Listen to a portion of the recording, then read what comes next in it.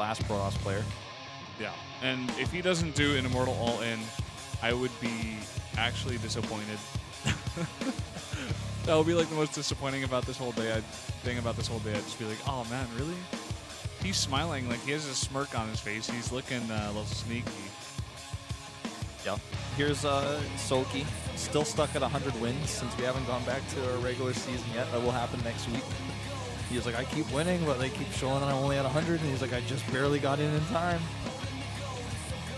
He's only played 2 matches against Protoss in regular season, so it's 50-50 there. Done very well though outside of Pro League against Protoss. Just ask anybody. And he's smirking a bit too. Yeah. I think he knows there's a high possibility of an Immortal All-In here. Yeah. Don't forget that Soulkey is kind of the last man standing now. You know, if he wins, he'll have to play the next matches as well. See if herO can stop that from happening and take the 3-0. The map is Outboxer. Let's find out just how OP Protoss is.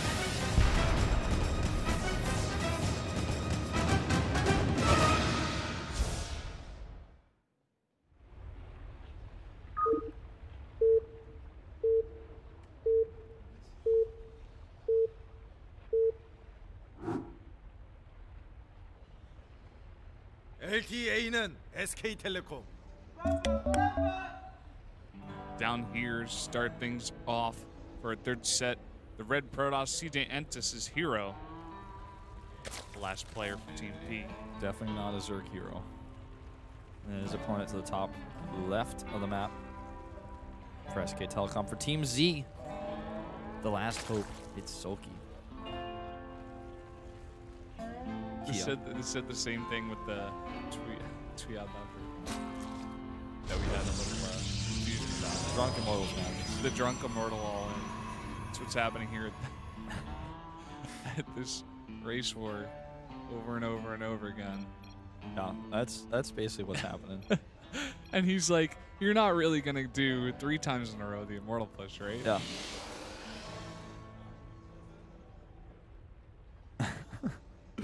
We'll see how this plays out. Every time I see question marks in any video game chat like that, I always imagine there's something else that are either censored or just like not input in Unicode, so they just come out as question marks or boxes. I always look at the question marks like trying to figure out if there's something more, but they're actually just question marks. But he's going to do a cannon play here. And Soulkey's like, if you're human, if you're a person, you wouldn't do it again. You wouldn't do it. Yeah, if you have any, you know, human traits. Yeah. He's just gonna kill him with the. Just gonna. Yeah, you could stop it, and he's like, well, maybe. I mean, I guess so, but there's no scout for cannoning. Wow, and he's even going gas before pool. Oh my God! With the extra drone. Maybe he's so certain that this is going to be an Immortal push that he's just not even scouting. What are you doing today? Very common thing to say to somebody that you're doing it all into. Just ask anybody who ladders regularly.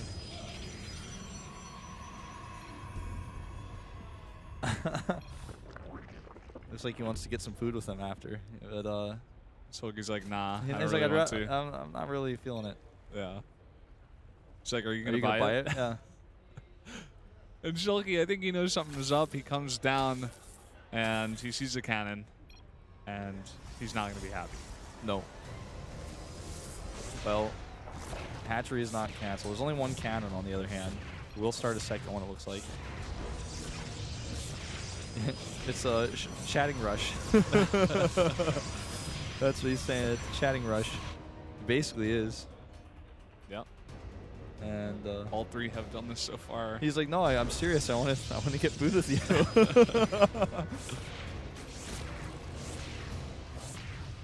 He's like, I don't trust you. Yeah, I don't believe you.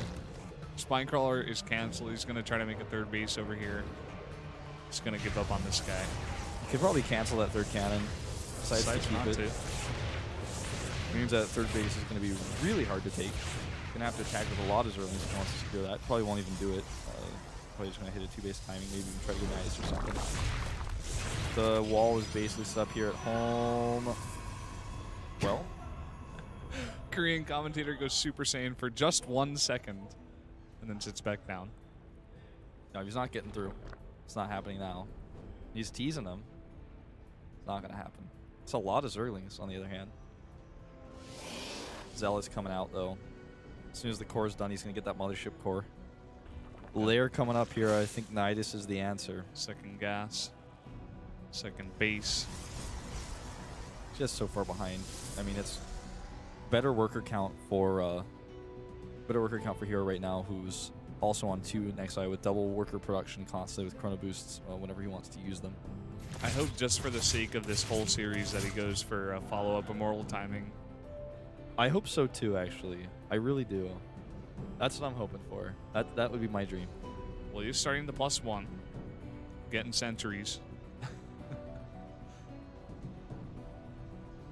Yeah, there's the Nidus. Nidus network in production. Where will he place it? He has 2 overlords at the front, 1 at the left side of the main base, which does have a spotter pylon, and 1 to the north of the natural. He's actually going to go ahead and make sure he has that last patrolling probe just to make sure he can't get Nidus. Yeah. herO knows this is definitely a big possibility coming out from a 2-base Zerg after getting his, his natural taken out there.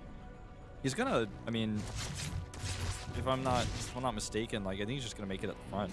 He's gonna send some Zerglings over there, and just have a forward Nidus like right outside of the natural where there's not a lot of cannons added.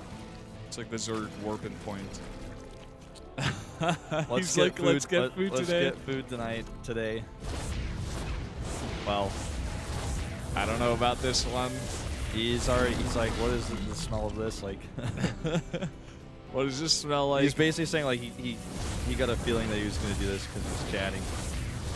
He's like, I love you. I love you, older brother. Well, Twilight Council, no immortals, sadly.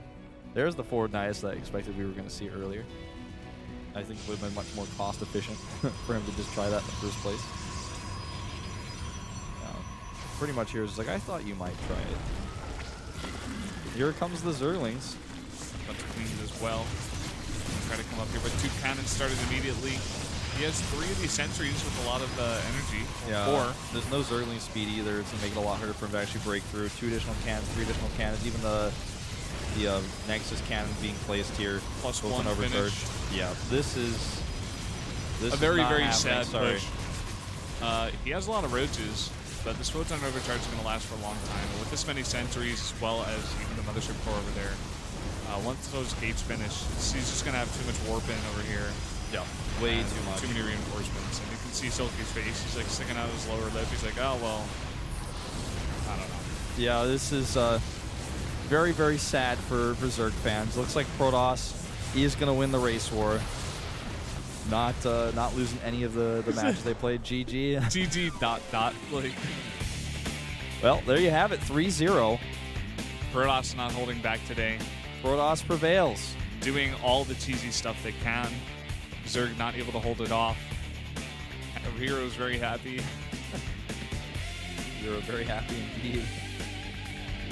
I heard one guy in the audience clap for about half a second, and then he stopped. He clapped and he was like, oh wait, people are going to hear me if I do this. I cannot reveal my emotions to them. They cannot know how I feel about this. Well, this day has been about as lackluster as it gets for matches. Fun to watch if you're Protoss. I guess it was fun to see the players chatting and having a good time. That's what I expected both days to be like. I feel like yesterday was a bit more serious. Yeah, they tried to be like a little bit more serious, even though they did some playful stuff. I think it was because there were so many people expecting so much from the Terrans that it was a little bit stressful for all the Terrans. And I think the Protoss knew as well, like, I'm not going to like mess around with them in the chat and then destroy them. Like, that would just be too much.